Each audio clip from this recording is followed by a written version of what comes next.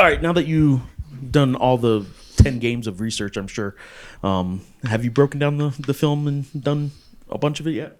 Yeah, we watched Sam Houston. How much do you watch in a situation like this? Totally new team. How many games do you watch? Do you try and keep it small? Not as much as the assistants, but I try to watch a couple full games, and then the assistants will send me some clips on specific actions. We'll go through personnel, things like that.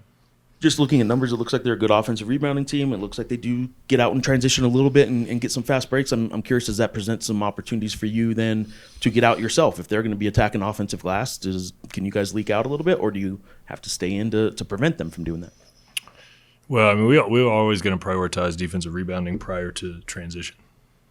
Are they a team that looks a lot like, I would think just because of who he used to coach for and with, do they look a lot like New Mexico State? Are they doing a lot of the same things, or is that so long ago, November, that? Well, yeah, I didn't go back and look at any New Mexico State, although I did watch them play New Mexico State in their recent game. I mean, there are some overlaps, but I don't know that they're like exact parallels or anything.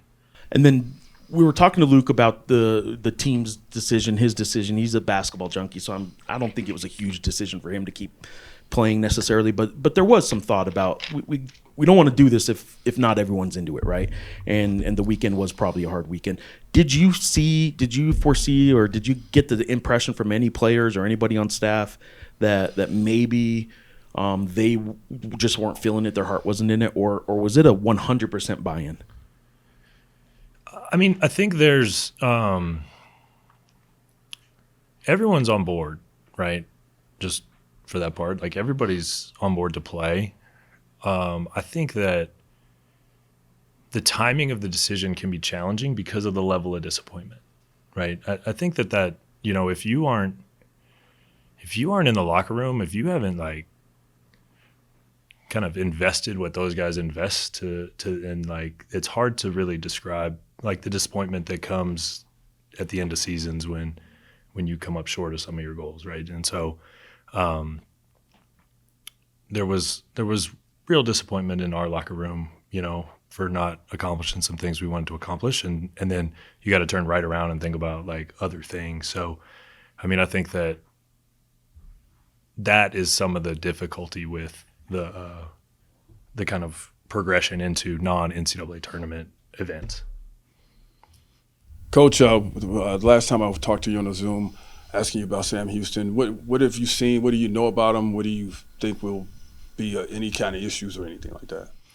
Yeah, really good team, impressive, good size at the 5 spot, physicality there from both the bigs they play, and then really dynamic perimeter play around them, terrific on the offensive glass. They shoot it well, make plays off the dribble, can score in isolation.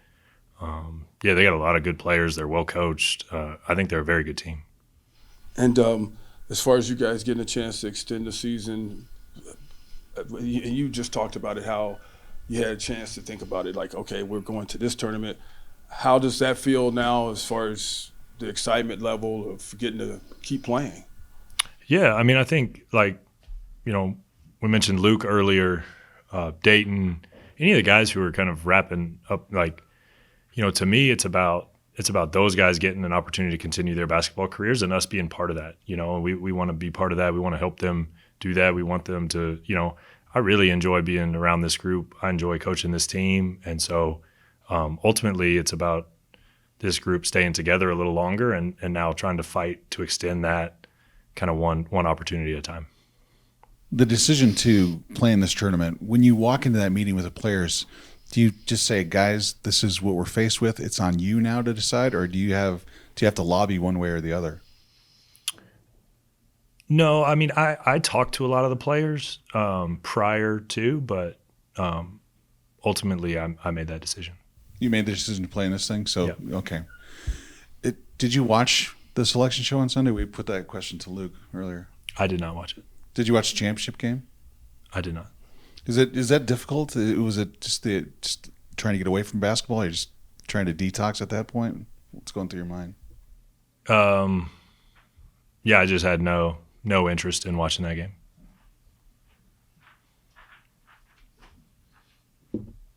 Coach, looking a little bit at Sam Houston's personnel, Cashy Nat, their senior number 4, really dynamic player. Seems like he could be an interesting matchup with guys like Dayton. Can you just speak a little bit more about him? Yeah. Dynamic is a great word for him. He's a terrific player, defensive player of the year in their conference. He's unbelievable on the glass, offensive glass, defensive glass. Makes a ton of plays, shoots it, gets to the rim. He really jumps off the screen on film with some of the plays that he's making that are, kind of catch your eye with his athleticism. And then their leading scorer, Po Boy King, I don't think he played in their last game. He's been a little injured down the stretch. Whether or not he does play, is this team any different with him on the floor or not on the floor? Yeah, he adds another, some volume three-point shooting, capable scorer, obviously. So, yeah, he's a really good player, and we're planning on him playing, and we'll adjust if he doesn't. But yeah, certainly someone we have to be aware of and make sure that we identify in a lot of different situations to not allow him to get going. Health wise, are you guys good to go with even Milos and the foot injury and stuff? Everything else good to go for the NIT? Yes. And then as far as you guys and on the court, you do want this to be about the guys just playing together a little bit more, but you also talked about giving the younger guys a few more reps. Does that play into any rotation issues or anything like that, where you maybe give the younger guys a little more run than normal and use this as a leaping board to next season, or is this just kind of continuation at this point of what you guys were doing at the end? Yeah, continuation. I view it as, postseason basketball elimination opportunity. So our focus is solely on what we need to do to win the game. Anything else for Coach? All right. Thanks, guys. Coach.